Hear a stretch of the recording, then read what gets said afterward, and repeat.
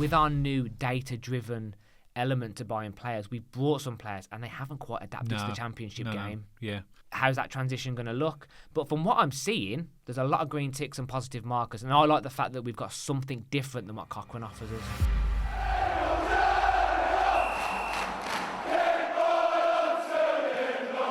Welcome back to BCFC Royal Blue. I think it's fair to say that we all know that Birmingham City need reinforcements. There's lots of places in the squad that are lacking, let's say, at the moment, and that's reflected in the results. Now, the good news is that the transfer window has already opened, and Birmingham City have made their first signing. Kai Wagner from American MLS team, the Philadelphia Eagles. And in this podcast, myself and Matt are going to do a quick overview of Kai Wagner, maybe tell you some facts and figures that you don't already know, and maybe discuss where he might fit into the Blues team. So, Matt, it's nice to see Tom getting the family involved, isn't he? Some people were joking about that at Watford. They were like, is he only going to go for people with the same name? But much needed cover. Well, cover, competition, whatever word you want to use. Left back has been crying out for about a season now, season and a half. We've needed cover. We've had Buchanan Dad, who's effectively been out now for 2 seasons. Yeah. So even when he comes back, is he going to be up to championship level? Is he going to be loaned out maybe? Is he going to take a bit of time to get back to match practice? Who knows what the future holds for Buchanan? But if we think about left back there, we've had Cash in there recently. Laird's played there, Samstead's played there, Robinson's covered there. So it just shows how light we've been. We had Myung Jae Lee, who just was an anomaly, who disappeared off the face of the earth. So, much needed cover, competition, and I'm thrilled that we've actually got that now. And it allows Cochrane to up his game as well now, because he's got someone breathing down his neck, and those two can battle now for that position. Yeah, I remember doing a lot of these podcasts, Matt, in the summer, when the players were coming in the summer before, and we've tended to get quite enthusiastic and really excited about players coming in. And I'm trying to not do that, because we've seen clearly that some of the recruitment that we've had has not worked out, has it? I agree. So we have to really give the facts and figures about what we know about these players, and then basically it's basically wait and see, isn't it? But what I would say about that, Dave, I think that's a really valid point. Obviously, we all get excited when a player comes through the door. And even though we get excited because we've seen what they're capable of, they're good players. They're just not working in the system and the way that we're utilising them. So actually, they are good players. They're just not being used to their full strengths. Yeah. So actually, there's a balance here of being excited and saying this player's good, but actually, it's going to sound really negative, but actually, are they being hamstrung by the way that we're playing them? Yeah, possibly. Yeah, and that comes down to systems and tactics, Exactly. doesn't it? This chap, Kai Wagner, he is obviously German. He's 28 years old, which I always think is a good age for a player. Left-footed as well, obviously left back, so left-footed. He's 1.82 metres, which is about 6 feet, which is the same height as me. So he's not tall, but he's tall enough, and he's a left back as well. So that's pretty good. He's got an absolutely excellent reputation in the American League. He's played there for quite a few years now, but he's well known for his crossing ability as a left back. And when I give you some of his stats in a moment in terms of his goals and assists, you'll see that they're quite impressive. He's a set piece specialist. And we know we need to improve on set pieces, and he's also well known for forward passing as well. So he looks for a forward pass, which I think will definitely suit what the team wants. He's very, very good in the air as well, which we also need. We need some physicality. Oh, absolutely. And also he's well known for his work rate and his durability as well, in terms of he tends to play at left back, but he is frequently referred to as an Iron Man. I like that from what my we research. need some of that. Yeah, so hopefully, again, we're only doing it from the research that we get on these players, and we haven't seen them yet. But we mentioned, and Matt particularly has mentioned so many times, the need for physicality. Yeah, so okay, muscle. Yeah. It's muscle power. We need some of it, and he's a slightly different left back to Cochrane Dad, which is good because it gives us different options depending on the game and opposition. If you think about the right back position, we have Wata, we have Laird, we have Asoya Samuel. All of them offer us something slightly different.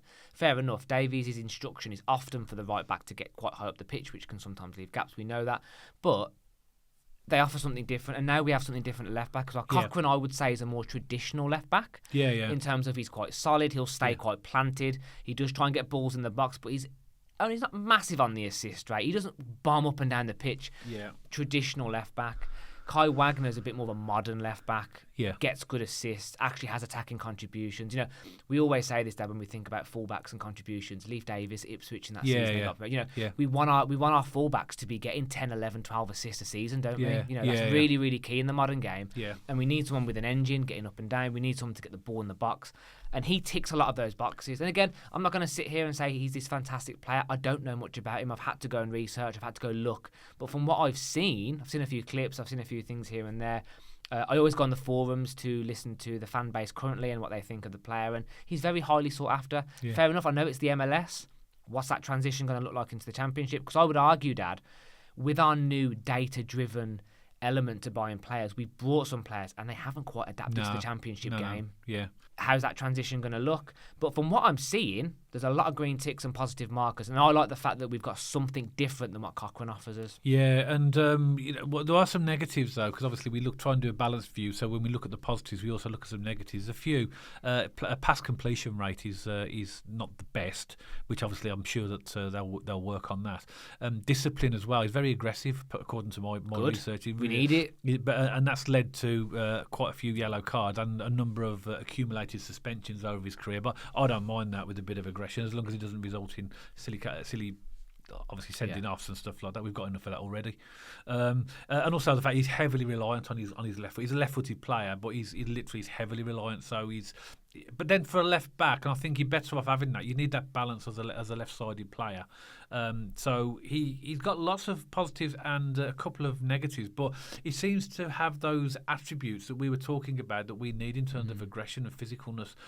Height's good, as I've mentioned, and let me give you some of his strengths: crossing, key passes, taking set pieces, as I've already mentioned, aerial duels as well, tackling, and ball interception. I don't know if this is correct or not. According to my stats, he's got no weaknesses, but I know he has. I've just mentioned a few. This depends on what website you look at. His playing style is that he plays the ball off the ground often. So even though as a defender, he's going to have the ball in the air, he'll try and get it on the ground and play it, which is good.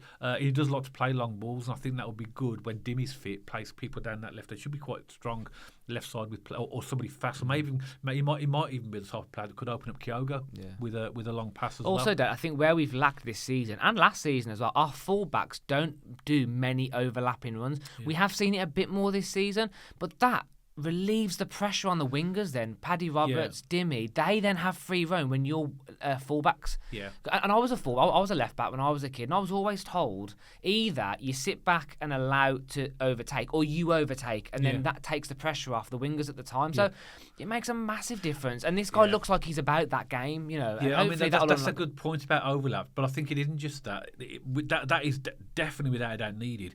It ain't just that as well. It's somebody like a left back or even a right back that has the ability to see a run at the front line and can pass and ping the ball as well as doing the overlap. They can see, because that's what we've been lacking. You know, Kyogo, for example, he makes these intelligent runs, but he never gets past the ball. No. So maybe that could be a player that could open that up as well. It's funny you said about passing, Dad, because one of my feedback from the guys who were on the forum said they didn't mention about his pass completion, but they mentioned he's really high for key passes. So unlocking teams, balls in the box, it links defence to attack, gets deep balls into the attackers and stuff like that. So although his pass completion might be on the poorer side, his level of key passing's high. So again, there's a balance, isn't there? That fits beautifully with what I'm about to say, actually, in terms of his stats, because that is really, really key. He's played as left back 295 times professionally in his career. He's got 8 goals, and listen to this, 50 assists. Wow. 50 assists in 295 games. You might think that's not huge, but actually, for a left back, that's good. That's pretty good. He's played left midfield 37 times with 1 goal and 11 assists, and centre back once. So he's a dominant left back player. His clubs, Philadelphia, played 253 times for them, 10 goals and 54 assists. That sort of doesn't correspond with the stats I've just given in terms of goals scored, because obviously he's got 10 goals and 54 assists. And this just demonstrates when you research players, sometimes the stats are slightly askew. And what it does really, even though the stats might not be 100% accurate, it gives you a good picture for what they are. Because when me and Matt are researching players, we have to look at multiple sites because obviously just to check certain things to see whether they're saying the same, and they are saying the same type of things, but sometimes there's a slight anomaly in the stats. Also played for a club called Werbs Kickers 48 times. Don't know, I'm assuming that they're German. Scored has 3 assists, and then he was in the SS Ulm team as a youngster, which is where he sort of developed his.